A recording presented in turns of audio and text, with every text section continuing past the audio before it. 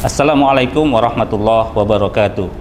Saya Marsudi Esos MSI, ya, salah seorang dosen pada Kampus Sekolah Tinggi Ilmu Ekonomi STIE Pembangunan Tanjung Pinang, Provinsi Kepulauan Riau. Tepatnya saya mengajar pada program studi manajemen. Saya bergabung di kampus STIE ini ya sebenarnya masih terhitung baru sejak tahun 2022. Namun kalau dilihat dari data riwayat pengalaman mengajar saya punya pengalaman mengajar sejak tahun 2009. Di awal itu di kampus Sekolah Tinggi Ilmu Komunikasi Stikom IGA Tanjung Pinang, yang kemudian kampus tersebut merger menjadi Universitas Sumatera Selatan. Sehingga mungkin dari pendataan saya sebagai dosen itu terlihat dari sejak tahun 2009 dan resminya bergabung di STIE sejak tahun 2022. Saya mengampu beberapa mata kuliah yang sesuai tentunya dengan disiplin keilmuan saya, yaitu di bidang ilmu pemerintahan. Ya. Salah satu mata kuliah yang saya ampu yaitu mata kuliah manajemen pemerintahan. Nah, mata kuliah ini yang nanti saya coba dalam cuplikan untuk proses belajar mengajar di kelas. Ya. Nah, mata kuliah manajemen pemerintahan ini adalah salah satu mata kuliah khusus bagi mahasiswa pada program studi manajemen. Ya. Nah, mata kuliah ini membahas tentang konsep, teori, prinsip, dan praktik penyelenggaraan pemerintahan yang efektif, efisien, transparan, akuntabel, dan berorientasi pada pelayanan publik. Nah, materi mata kuliah ini meliputi konsep pemerintahan dan pemerintahan, pemerintah pusat, pemerintah daerah, ya, klasifikasi urusan pemerintahan, kepemimpinan pemerintahan, kemudian ada pelayanan publik, manajemen pemerintahan Indonesia, tata kelola pemerintahan atau good governance, serta perkembangan manajemen pemerintahan dalam penyelenggaraan pelayanan publik. Dalam mata kuliah ini, capaian mata kuliah yang tidak dicapai diantaranya, yang pertama, mahasiswa diharapkan dapat memahami tentang konsep dasar manajemen pemerintahan, teori-teori yang berkaitan dengan manajemen pemerintahan. Ya. Mahasiswa mampu menganalisis berbagai isu dan permasalahan yang terdapat di dalam sektor publik. Yang ketiga, memiliki kemampuan menjadi seorang pemimpin yang baik dalam organisasi pemerintahan. Dan berikutnya, yang terakhir, yaitu mahasiswa mampu memberi ide dan gagasan mengenai pelayanan pemerintahan yang lebih baik.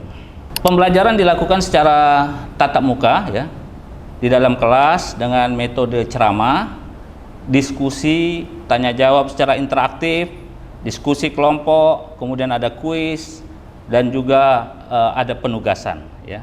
Penyampaian ceramah juga disajikan dengan bahan tayang berupa materi dalam bentuk PowerPoint dan diperkaya dengan tambahan-tambahan pengetahuan yang bisa menjadi bahan diskusi bagi mahasiswa. Untuk meningkatkan keterlibatan mahasiswa dalam proses pembelajaran, biasanya saya sering mengajukan beberapa pertanyaan, ya, dan memotivasi yang lain untuk memberikan tanggapan dan penyampaian. Ya, setelah itu saya memberikan penjelasan-penjelasan dan pertanyaan-pertanyaan lanjutan, ya, agar mahasiswa lebih dapat fokus dan termotivasi untuk mengikuti seluruh proses pembelajaran. Demikian pengenalan terkait mata kuliah manajemen pemerintahan ini, ya. Semoga dengan pembelajaran seperti ini capaian mata kuliah yang ingin dicapai itu dapat terwujud, ya. Selanjutnya saya akan menyampaikan video cuplikan, ya, terkait dengan proses kegiatan belajar mengajar di dalam kelas, ya, untuk mata kuliah manajemen pemerintahan, ya. Jadi selamat mengikuti, ya, dan selamat menyaksikan, ya. Saya tutup. Billahi taufiq wal hidayah. Assalamualaikum warahmatullahi wabarakatuh.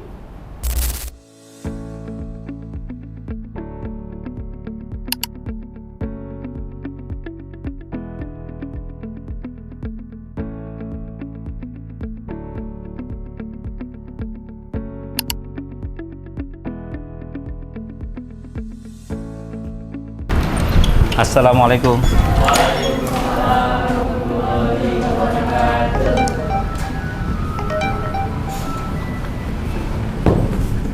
Apa kabar semuanya? Alhamdulillah sehat. Baik ya, kita mulai perkuliahan kita. Assalamualaikum warahmatullahi wabarakatuh. Waalaikumsalam warahmatullahi wabarakatuh. Alhamdulillah, sore hari ini kita dapat bertemu kembali ya pada perkuliahan kita, yaitu dengan mata kuliah manajemen pemerintahan ya. Dan pertemuan sore kita pertemuan yang ketiga ya. Ya, pertemuan ketiga. Artinya pada pertemuan kali ini itu yang akan kita bahas terkait dengan klasifikasi urusan pemerintahan ya. Baik, sebelum kita lanjutkan seperti biasa untuk memastikan kehadiran, maka silakan terlebih dahulu mengisi daftar hadir ya di LMS kita, di sistem kita itu. Silakan gunakan handphonenya masing-masing ya, dan pastikan penginputannya terinput dengan baik ya. Ya, nanti kalau diperlukan kita akan konfirmasi kehadiran. Artinya kita mengharapkan memang yang hadir saja yang mengisi daftar hadir ya. Dan kita mengharapkan yang mengisi daftar hadir itu terbaca oleh sistem, sehingga tidak ada juga mahasiswa yang dirugikan. Nanti kalau memang perlu kita akan konfirmasi kehadiran. Sebelum kita masuk kepada klasifikasi urusan pemerintahan, dan dulu kita juga sudah selesaikan cerita tentang apa itu manajemen pemerintahan, maka sore hari ini kita mulai dengan klasifikasi pemerintahan, tetapi kita review dulu seperti biasa ya. Pertemuan sebelumnya kita ada membahas apa itu pemerintah, apa itu pemerintahan. Siapa yang disebut pemerintah? Kemudian ada pemerintah pusat, ada pemerintah daerah, ada manajemen. Apa itu manajemen pemerintahan daerah ya? Nah, kita awali dengan review apa itu pemerintah, apa itu pemerintahan. Tadi adalah proses. Nah, prosesnya atau cara yang dilakukan oleh pemerintah itu adalah prosesnya itu adalah pemerintahan. Nah, pertanyaannya sekarang yang kaitan dengan pertemuan kita sebelumnya, siapa yang disebut pemerintah? Nah, mahasiswa kan sering demo ya, demo pemerintah, demo ke DPR, pemerintah nggak bagus, pemerintah tak betul kata mahasiswa ya. Tiba-tiba pas nonton TV DPR bilang pemerintah ini tidak pas, kebijakan pemerintah kok DPR. Jadi yang pemerintah ini siapa? Ada yang masih ingat pertemuan yang lalu apa pemerintah dan apa siapa yang pemerintah itu? Ada yang ingat? Ya, silakan. Pemerintah dapat diartikan sebagai kekuasaan memerintah suatu negara, sedangkan pemerintah itu sebagai perbuatan atau cara dalam memerintah. Ya, itu pemerintah dengan pemerintahannya. Kalau yang kita tanyakan misalnya, siapa yang pemerintah tadi? Ketika mahasiswa demonya ke DPR, bilang DPR ini pemerintah tak betul, tapi ke DPR. Tiba-tiba kita lihat di TV anggota DPR nyalahkan pemerintah. Jadi siapa yang pemerintah? Orang yang punya kekuasaan. Orang yang mempunyai kekuasaan. Siapa dia orang yang punya kekuasaan itu? Kalau masih ingat yang pertemuan sebelumnya, kita ada namanya pemerintah dalam artian luas, ada pemerintah dalam artian sempit ya. Ada, ingat itu. Siapa pemerintah dalam artian luas? Nah, silakan. Pemerintahan artian luas itu menuju ke lembaga legislatif, eksekutif, dan yudikatif. Sedangkan pemerintahan yang sempit itu hanya menuju ke lembaga eksekutif. Ya, itu dia. Jadi yang disebut pemerintah, maka kita harus tanya dulu ini pemerintah dalam artian luas atau pemerintah dalam artian sempit. Kalau pemerintah dalam artian luas, siapa aja dia? Ya tadi? Ya, DPR masuk. Eksekutif, legislatif, yudikatif. Berarti anggota DPR itu pemerintah atau bukan? Dalam artian luas, pemerintah. Ya. Yudikatif pemerintah bukan? Pemerintah. Pemerintah dalam artian luas. Tapi ketika anggota DPR tiba-tiba bilang ini pemerintah tak betul kerjanya. Pemerintah mana yang dimaksud anggota DPR? Pemerintah dalam artian sempit. Ya, pemerintah dalam artian sempit ya, karena pemerintah dalam artian sempit itu ditujukan hanya kepada eksekutif saja ya. Capaian pembelajaran, kalau kita udah belajar tentang klasifikasi urusan pemerintahan, yang kita harapkan apa? Mahasiswa mampu menjelaskan konsep urusan pemerintahan ya. Kemudian mampu mengidentifikasi klasifikasi urusan pemerintahan itu apa saja. Nah, gitu ya. Kemudian mampu menganalisis pembagian kewenangan antara pemerintah pusat, pemerintah provinsi, dan pemerintah kabupaten kota. Kemudian memberikan contoh implementasi klasifikasi urusan pemerintahan dalam penyelenggaraan pemerintahan daerah. Ini kira-kira selesai kita pertemuan ini diharapkan mahasiswa mampu seperti ini ya. urusan pemerintahan itu apa aja sih? Gitu ya. Pemerintah ngurusin apa? Coba kira-kira, yang terbayang aja lah, pemerintah ini ngurusin apa aja? Ada peraturan. Pemerintah ngurusin peraturan. Apalagi ngurusin pemerintah? Cuma peraturan aja? Hah? Politik luar negeri, pemerintah urus. Apalagi? Anggaran negara, keuangan diatur. Apalagi? Peradilan, pertahanan. Artinya segitu banyaknya yang diurus oleh pemerintah. Semua sendi-sendi kehidupan. Kenapa? Karena untuk mencapai satu tujuan negara. Tujuan negara kita ini, ada yang tahu tujuan negara? Ya, mensejahterakan rakyat. Apa tujuannya? Mensejahterakan bangsa, ya. Melindungi segenap bangsa Indonesia dan seluruh tumpah darah Indonesia. Terus memajukan kesejahteraan umum, mencerdaskan kehidupan bangsa, ikut melaksanakan ketertiban dunia. Jadi kalau ditanya urusan pemerintahan apa aja? Wah, sangat banyak. Hampir seluruh aspek kehidupan diurus. Kenapa? Karena untuk mencapai satu tujuan negara. Ini ada klasifikasi urusan pemerintahan. Yang pertama ada namanya urusan pemerintahan absolut, ya. Urusan absolut itu apa? Urusannya sepenuhnya menjadi kewenangan pemerintah pusat. Yang kedua konkuren. Konkuren ini bersaing dia. Apa? Urusan pemerintahan yang dibagi antara pemerintah pusat, daerah provinsi dan daerah kabupaten kota. Kemudian ada urusan pemerintahan umum, urusan pemerintahan yang menjadi kewenangan presiden sebagai kepala pemerintahan. Nah, kita diskusi lagi. Apa yang kira-kira urusan yang diurus hanya oleh pemerintah pusat? Pemerintah daerah nggak ngurus itu. Apa? Politik luar negeri. Itu udah jelas ya. Nggak bisa kita politik luar negeri, itu tentu kewenangannya menjadi kewenangan pemerintah pusat. Apalagi? Peradilan. Ya. Peradilan karena kekuasaan kehakiman itu hanya pada Mahkamah Agung dan Mahkamah Konstitusi sebenarnya. Jadi secara umum tak ada kewenangan peradilan tertinggi, itu ada pada pemerintah pusat di Mahkamah Agung. Apalagi yang terbayang? Cetak uang. Yang boleh nyetak uang hanya pemerintah pusat. Itu adalah bagian dari kebijakan moneter. Cetak uang, pengatur peredaran mata uang itu hanya boleh pemerintah pusat. Kan nggak boleh tiba-tiba gubernur mau cetak sendiri, nanti macam-macam dong ya. Beda provinsi beda mata uang, nggak bisa. Yang boleh misalnya kebijakan moneter itu hanya pemerintah pusat, ya. Ini kita diskusikan sementara ya. Kalau pemerintahan konkuren ada dibagi-bagi. Apa yang kira-kira dibagi-bagi? Urusan pemerintah tuh ada yang menjadi urusan kewenangan pemerintah pusat, ada yang kewenangan pemerintah provinsi, ada yang menjadi kewenangan pemerintah kabupaten kota.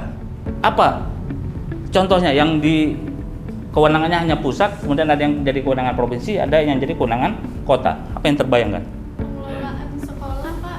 Pengelolaan sekolah. Nah, bagaimana pengelolaan sekolah? Ya, dari tingkatan SD, SMP, SMA, Ya. hingga perguruan tinggi itu beda-beda, Pak. Ya, Jadi betul. dibagi-bagi. Itu salah satunya di bidang pendidikan. Kalau mau buat sekolah SD, SMP, di mana pengurusan izinnya? Siapa yang mengurus urusan sekolah SD sama SMP? Kabupaten kota. Tapi ketika kita mau berurusan sekolah SMA, kemana kita mau urusannya? Pemerintah provinsi. Ketika kita urusan perguruan tinggi, siapa yang ngurusnya? Pemerintah pusat.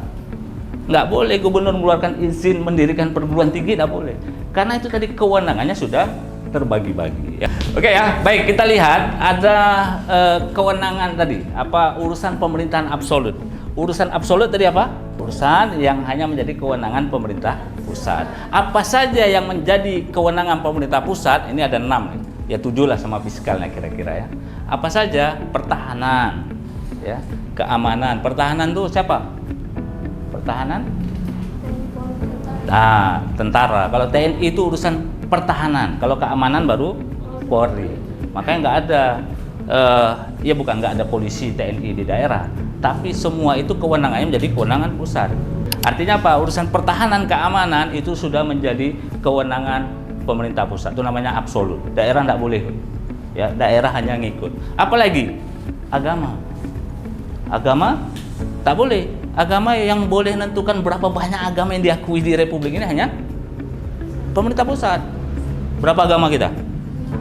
6 sekarang. Dulu 5 waktu saya SD. Sekarang 6 ya. Nggak boleh tiba-tiba ada provinsi lain, agama di provinsi kami 9, nggak boleh ya. Itu kewenangannya menjadi urusan pemerintah pusat. Justisi, ini justisi yang tadi.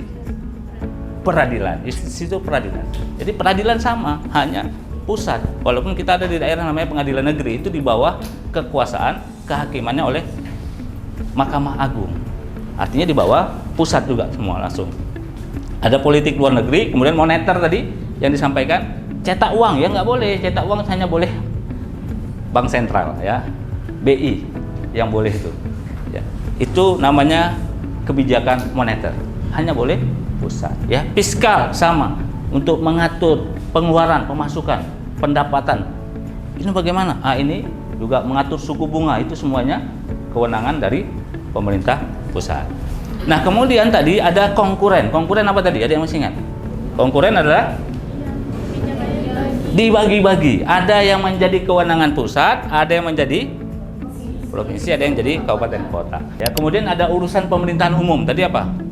Urusan pemerintahan umum adalah ya, urusan yang menjadi kewenangan presiden sebagai kepala pemerintahan. Karena urusan pemerintahan, siapa pemegang kekuasaan pemerintahan tertinggi di Republik ini? Siapa? Presiden. Jadi Presiden Republik Indonesia itu selain dia kepala negara, dia juga sebagai kepala pemerintahan. Dia memegang kekuasaan tertinggi pemerintahan. Maka urusan pemerintahan sebenarnya urusan presiden. Kalau yang menjadi pemerintahan umum, ini presiden sebagai kepala pemerintahan diberikan juga kewenangannya. Tapi ada yang tadi yang dibagi-bagi, nggak mungkin nih wilayah Indonesia Raya ini mau diurus sendiri, sehingga harus diberikan kewenangan itu dibagi-bagi. Ya. Kemudian kalau kita lihat tadi apa saja yang konkuren yang dibagi-bagi. Jadi misalnya yang dibagi apa? Bidang pendidikan tadi ya, kan dibagi. Ada kewenangan yang pusat, ada yang kabupaten kota. Kalau kita lihat misalnya juga, pernah nggak lihat di jalan itu ada pelang nama jalan kota gitu. Ini lewat sini, nama jalan, kita turun keluar, Jalan Damai. Di bawahnya ada tulisan status jalan kota. Ya, artinya apa? Itu jalan yang diurus oleh pemerintah kota. Nanti ada yang jalan yang diurus provinsi, ada yang jalan diurus oleh pusat. Jadi ada dibagi-bagi. Nah itu bagian daripada konkuren tadi. Ada yang pelayanan dasar atau non pelayanan dasar. Nah untuk apa ini kita dibagi-bagi?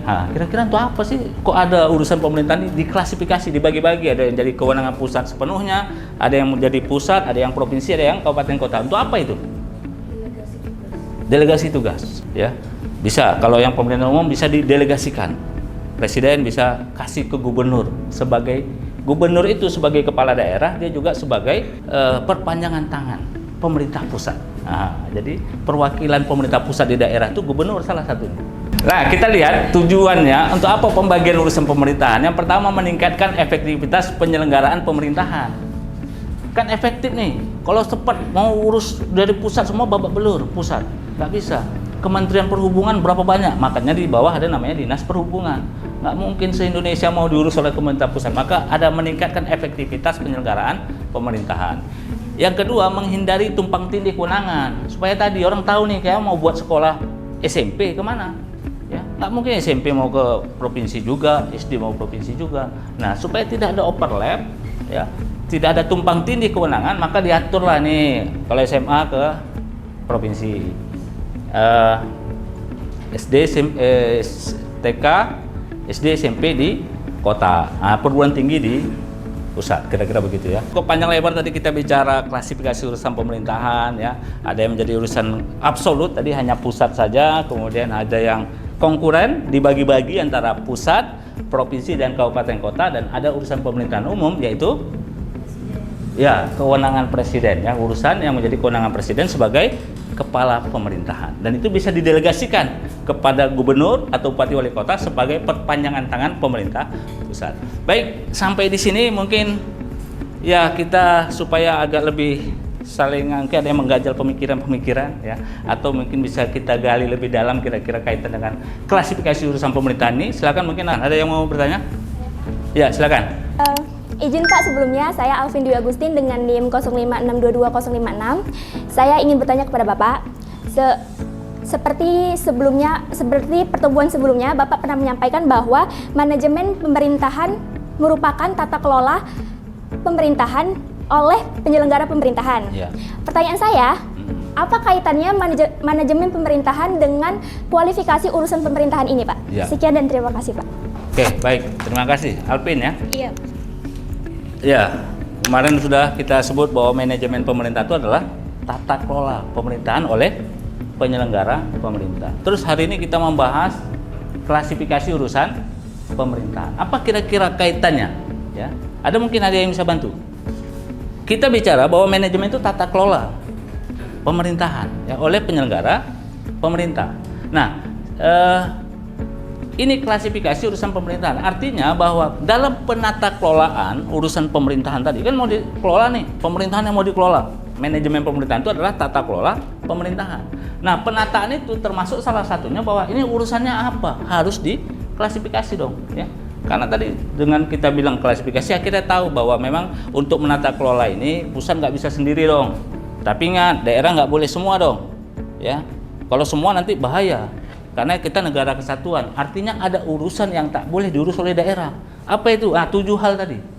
Itu nggak boleh, itu hanya pusat saja. Itulah dia tata kelolanya, bahwa itu menjadi kewenangan pusat saja. Oke, yang lain kita berbagi. Oke, pendidikan kita berbagi. Nah, ini yang pusat, ini yang provinsi, ini kabupaten kota.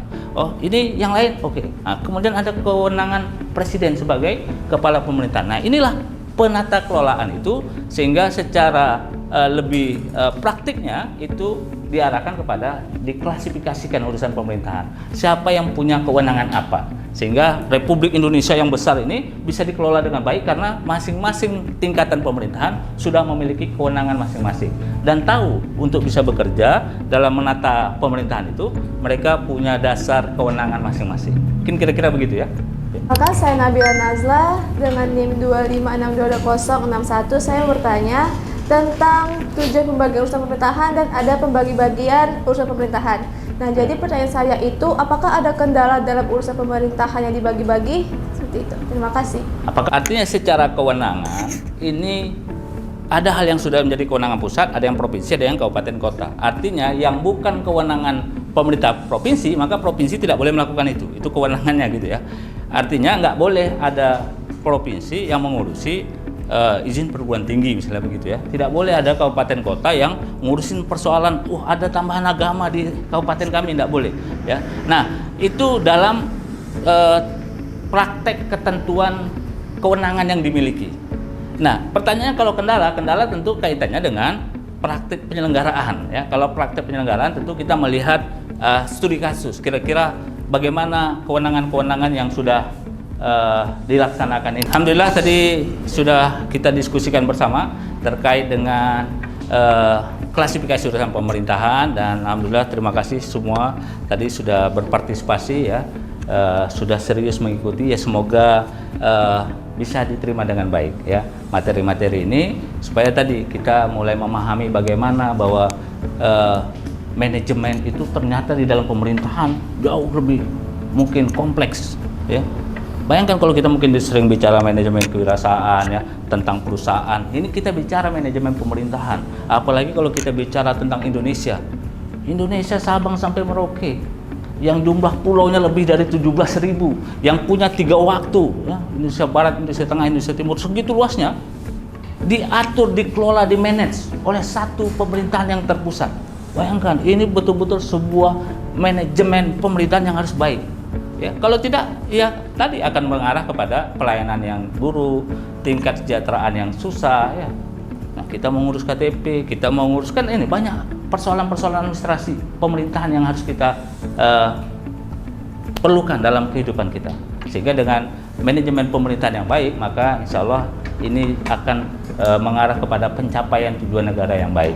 Nah, sehingga diharapkan mahasiswa yang mengikuti mata kuliah ini tadi memahami, kemudian juga mampu ya kalau nanti misalnya tiba-tiba ya mungkin ada juga sebagian yang sudah di pemerintahan misalnya, nah, itu kita mulai berpikir bagaimana memanage sebuah tata kelolaan pemerintahan ya. Mungkin demikian yang dapat saya sampaikan pertemuan kita pada sore hari ini. Insya Allah kita akan lanjutkan pada pertemuan yang akan datang. ya, dan boleh tadi dipelajari lagi, kemudian boleh ditambah referensi, mungkin boleh lihat di internet, boleh lihat di berbagai sumber, ya, sehingga mata pertemuan kita untuk berikutnya itu bisa kita kombinkan dengan pertemuan yang hari ini, ya. Demikian, terima kasih atas segala perhatiannya. Semoga nanti bisa kita bertemu kembali di pertemuan yang akan datang. Terima kasih. Akhir kata, billahi taufik wal hidayah. Assalamualaikum warahmatullahi wabarakatuh. Waalaikumsalam warahmatullahi wabarakatuh. Demikian cuplikan dari video pembelajaran saya pada program studi manajemen dengan mata kuliah manajemen pemerintahan, ya.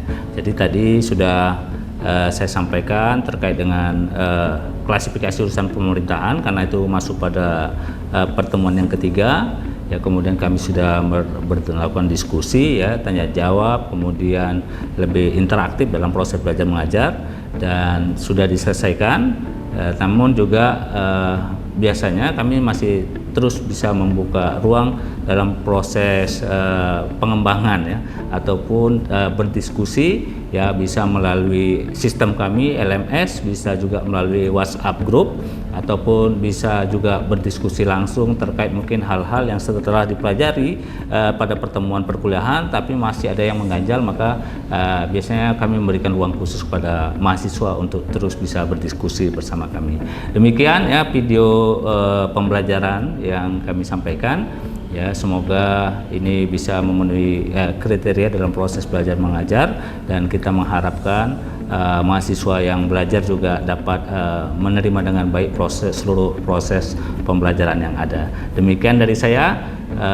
Akhirul kalam, terlebih kurang mohon dimaafkan. Billahi taufiq wal hidayah. Assalamualaikum warahmatullahi wabarakatuh.